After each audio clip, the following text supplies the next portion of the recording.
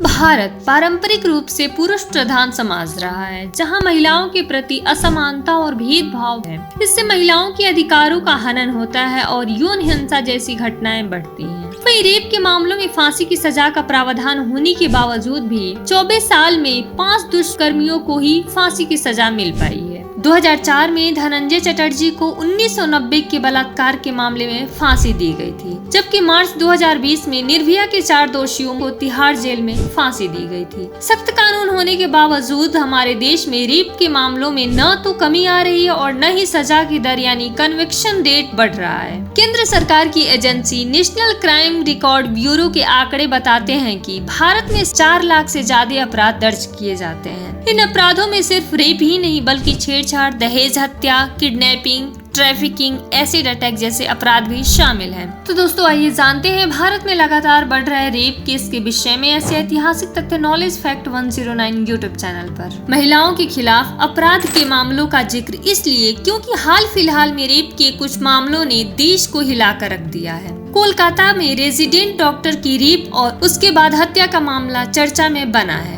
इसके खिलाफ सिर्फ कोलकाता ही नहीं बल्कि देश भर के कई शहरों में प्रदर्शन हो रहे हैं। पश्चिम बंगाल की मुख्यमंत्री ममता बनर्जी ने प्रधानमंत्री नरेंद्र मोदी को चिट्ठी लिखकर रेप के मामलों में सख्त सजा का प्रावधान करने की मांग की है, ताकि महिलाओं के खिलाफ अपराध में कमी लाई जा सके। पहले जबरदस्ती या असहमति से बनाए गए संबंधों को ही रेप के दायरे में लाया जाता था, लेकिन इसके बाद 2013 में कानून में संशोधन कर इसका दायरा बढ़ाया गया। इतना ही नहीं बल्कि जुवेनाइल कानून में भी संशोधन किया गया था। इसके बाद अगर कोई 16 साल और 18 साल से कम उम्र का कोई किशोर जघन्य अपराध करता है तो उसके साथ वयस्क की तरह ही बर्ताव किया जाएगा। यह संशोधन इसलिए हुआ था क्योंकि निर्भया के 6 दोषियों में से एक नाबालिग था और 3 साल में ही रिहा हो गया था। वहीं इसके अलावा रेप के मामलों में मौत की सजा का भी प्रावधान किया गया था। इसके बाद अगर रेप के बाद पीड़िता की मौत हो जाती है या फिर वो कोमा जैसी हालत में पहुंच जाती है तो दोषी को फांसी की भी सजा दी जा सकती है।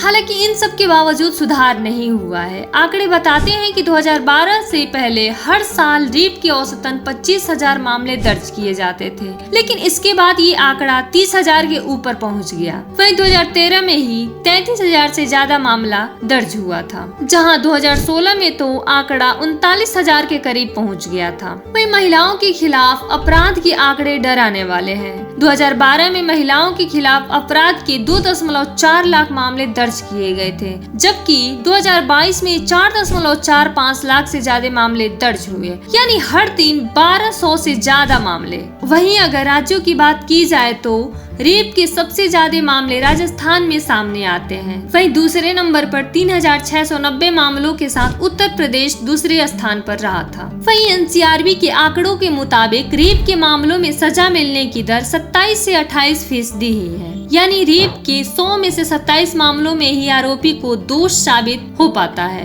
बाकी मामलों में उसे बरी कर दिया जाता है। वहीं 2022 के आखिर तक देश भर की अदालतों में रेप के लगभग 2 लाख मामले लंबित थे। 2022 में इनमें से 18,500 मामलों में ही ट्रायल पूरा हुआ। वहीं जिन मामलों में ट्रायल पूरा हुआ उनमें से करीब 5,000 मामलों में ही दोषी की सजा दी गई और 12,000 से ज्यादा मामलों में आरोपी को बरी कर दिया गया। ब्रिटेन में रेप के मामलों में सजा मिलने की दर 60% से ज्यादा है। वहीं रेबेका एन जॉन नाम की वकील ने न्यूज एजेंसी रॉयटर्स को बताया कि भारत में जज रेप के आरोपियों को सजा देने में बचते हैं। उनका मानना है कि अगर सबूतों की कमी है तो वो आरोपी को बरी कर देते हैं, जबकि उन्हें इसके लिए कम से कम कुछ सजा तो जरूर देनी चाहिए ताकि उसे दोषी ठहराया जा सके। और इतना ही नहीं, रेप के मामलों में फांसी की सजा का प्रावधान होने के बावजूद 24 साल में सिर्फ 5 दुष्कर्मियों को ही फांसी की सजा मिल पाई है। वहीं 2 महीने पहले नए आपराधिक कानून को लागू किया गया है। इसके बाद आईपीसी की जगह भारतीय न्याय संहिता ने ले ली है।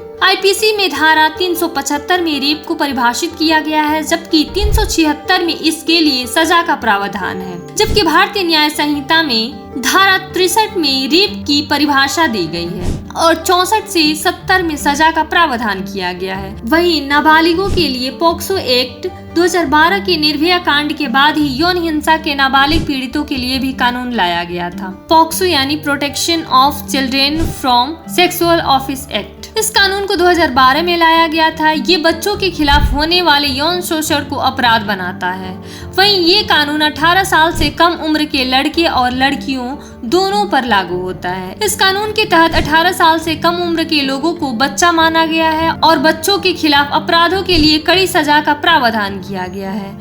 वहीं पॉक्सो कानून में पहले मौत की सजा नहीं थी, लेकिन 2019 में इसमें संशोधन कर मौत की सजा का भी प्रावधान कर दिया गया है। एनसीआरबी की रिपोर्ट बताती है कि 2021 में पॉक्सो एक्ट के तहत देश भर में करीब 54,000 मामले दर्ज किए गए थे, जबकि इससे पहले 2020 में 47,000 मामले दर्ज हुए थे। जहां 2017 से 2021 के बीच पॉक्सो एक्ट के तहत 2.2 लाख से ज्यादा मामले दर्ज हुए हैं। हालांकि पॉक्सो एक्ट में कन्विक्शन रेट काफी कम है। आंकड़े बताते हैं कि 5 साल में 61,117 आरोपियों का ट्रायल कंप्लीट हुआ है, वहीं जिनमें से 21,070 यानी 35% को ही सजा मिली है। बाकी 37,383 को बरी कर दिया गया। तो दोस्तों, आपको ये जानकारी कैसी लगी कमेंट बॉक्स में कमेंट करके जरूर बताएं और वीडियो को ज्यादा से ज्यादा लाइक और शेयर करें।